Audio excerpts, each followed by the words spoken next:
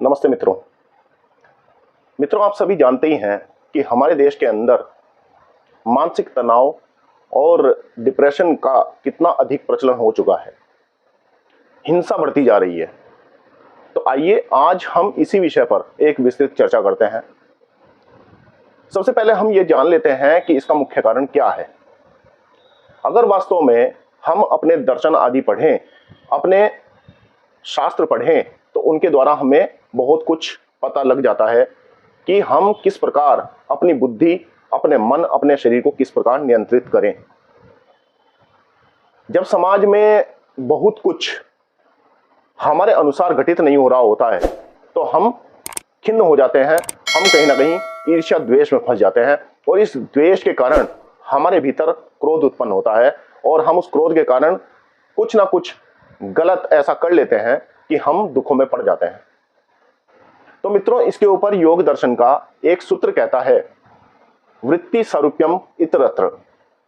अर्थात जब हम सबसे पहले ये जान लें कि हम एक आत्मा है और जब आत्मा शरीर धारण करता है, वो भले ही चाहे किसी पशु पक्षी का हो, कीट पतंग का हो, कोई कीड़ा हो या कोई अन्य जीव जंतु हो और मनुष्य हो, तो उसी के अनुसार हम अपने आप को ढाल लेते हैं। आत्मा उसी के अनुसार अपने आप को समझने लगता है। जैसा वो अपने आप को निर्माण करता है वातावरण के अनुसार या सीख कर, पढ़कर, देखकर, उसी अनुसार वो आगे भविष्य में अपनी गतिविधियां बनाता रहता है और उसे ही वो अपना एक स्वभाव समझने लगता है कि मैं तो ऐसा ही हूं। उसके आसपास के लोग जो उसके परिवार में जुड़े होते हैं या आगे जो उसका परिवार बढ़ता है, पति पत्नी बनते हैं, उनके बाद बालक पैदा होते हैं, तो वो उन सबके जो सुख हैं, उन सुखों को देखकर ही वो सुखी होता है और उन पर आए किसी दुख को देखकर ही वो दुखी होता रहता है। तो इसीलिए योग दर्शन ने यहां पर कहा है कि वृत्ति सारूप्यम इतरत्र, अर्थात आत्मा स्वयं को उन्हीं वृत्तियों के अनुसार वैसा ही समझना शुरू कर देता है। जबकि मित्रों, हम एक चीज और देखें कि जब हम आत्मा हैं, हम चेतन हैं, हम अजर अमर हैं, हम कभी मरते नहीं।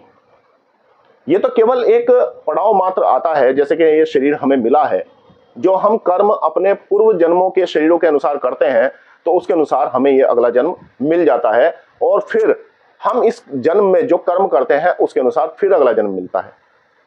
तो ये चक्र चलता रहता है।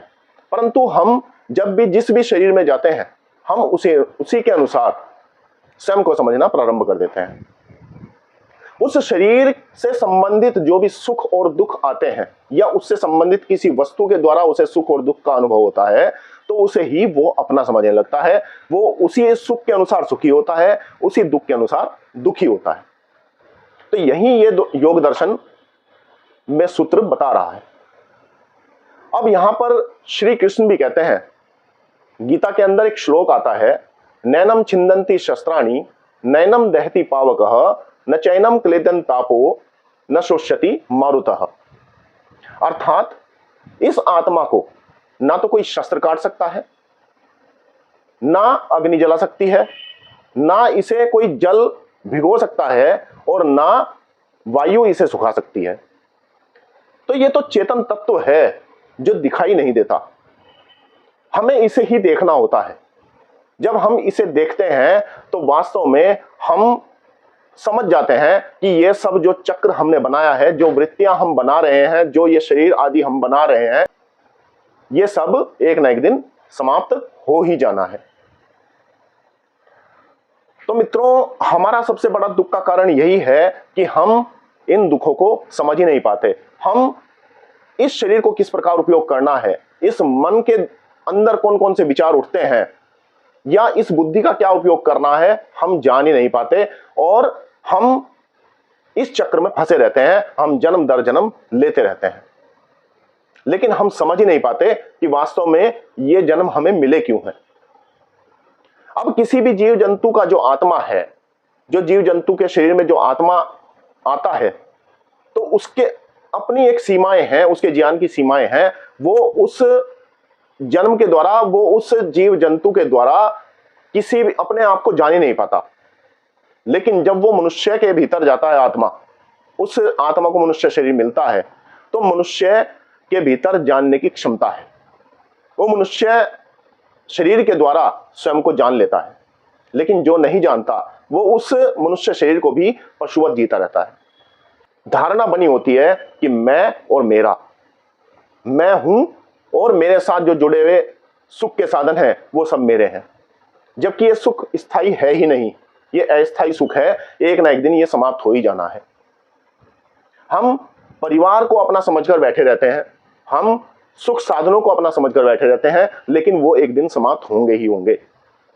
हम बच्चा बनकर पैदा होते हैं, धीरे धीरे हम बढ़ते हैं, धीरे धीरे हम युवा होते हैं, फिर हम प्रौढ़ अवस्था की तरफ बढ़ते हैं, फिर हम वृद्धावस्था की तरफ बढ़ते हैं, और जब यह शरीर जर्जर हो जाता है तो हम मृत्यु को प्राप्त हो जाते हैं।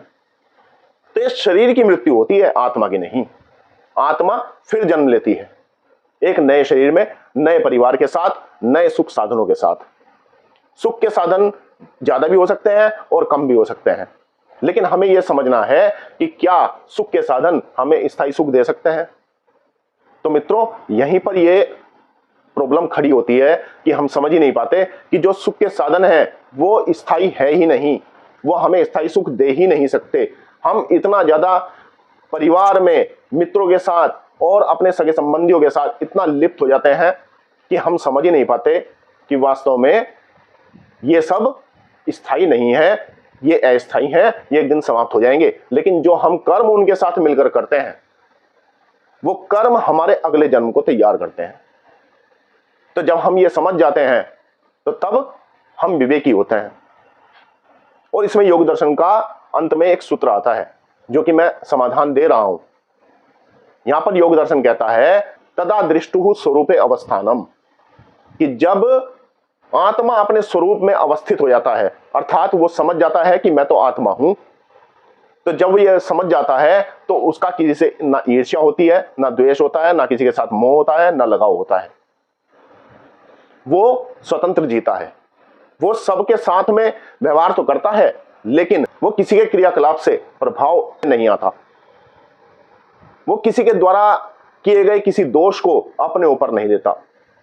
वो अपने मन को संजो कर रखता है, वो उसे सुरक्षित रखता है। उसके भीतर ना सुख आने देता है, ना वो दुख आने देता है। अर्थात ना तो वो सुख में ज्यादा सुखी होता है और ना दुख में दुखी होता है। लेकिन लोगों को क्या लगता है? लोगों को यही लगता है कि ये तो किसी भी सगे संबंधी के साथ जुड़ ही नहीं रहा है, इसके भीतर तो उनके लिए प्रेम ही नहीं है। लेकिन यहीं पर हम गलती करते हैं। प्रेम का अर्थ ये नहीं है कि आप उनके बारे में हर समय विचार करते रहो। अगर आप उनके बारे में हर समय विचार करते रहोगे तो परमात्मा के लिए समय कब निकालोगे? परमात्मा ने ही इस सृष्टि को बनाया है, परमात्मा ने ही ये सब सुख के साधन हमें दिए हैं ताकि हम जीवन को ठीक ठीक जी सकें और सुखपूर्वक जीते हुए मोक्ष को प्राप्त कर सकें। तो मनुष्य जीवन का लक्ष्य है मोक्ष, जिसकी ओर हमारा ध्यान ही नहीं जाता और हम केवल इन्हीं जन्म मरण के चक्र में फंसे रहते हैं, क्योंकि हम किसी के साथ लगाव रखते हैं और किसी के साथ दुर्व्यवहार करते हैं, क्योंकि हम ये समझते हैं कि उसने मेरे साथ ऐसा किया तो मैं भी उससे बदला लूंगा, या ये मेरे पक्ष की बात करता है तो मैं इसके साथ रहूंगा। तो मित्रों, अगर आप सबके साथ में निष्पक्ष रहेंगे, चाहे कोई आपका अपना हो चाहे कोई पराया हो, तो आप देखिए आप बहुत सुखी जीवन जिएंगे और आपके भीतर कोई ईर्ष्या द्वेष नहीं आएगा, आपके भीतर क्रोध उत्पन्न नहीं होगा, जिससे कि आपका जो मन है वो सुख की ओर बढ़ेगा।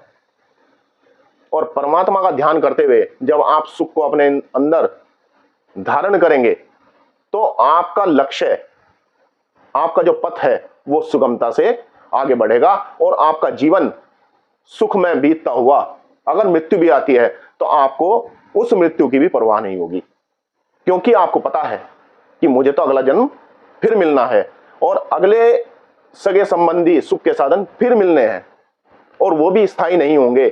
तो वो अपना लक्ष्य मोक्ष बनाकर चलता है, वो किसी के व्यवहारों में नहीं फंसता। तो मित्रों, आप इस प्रैक्टिस को जब अपने साथ करोगे, आप ये देखोगे कि वास्तव में मैं तो आत्मा हूं, मैं ये शरीर नहीं हूं। तो आप स्वयं ही सुख की ओर बढ़ते चले जाएंगे, आपके अंदर कोई मानसिक रोग उत्पन्न ही नहीं होगा। तो आपको मेरा वीडियो कैसा लगा आप कमेंट करके मुझे अवश्य बताइएगा, और आपके कुछ प्रश्न अगर इस पर हो तो आप वो प्रश्न कमेंट बॉक्स में डाल सकते हैं। और इस वीडियो को ज्यादा से ज्यादा शेयर करें ताकि ज्यादा से ज्यादा लोगों के अंदर इन चीजों को लेकर जागृति हो। धन्यवाद, नमस्ते जी।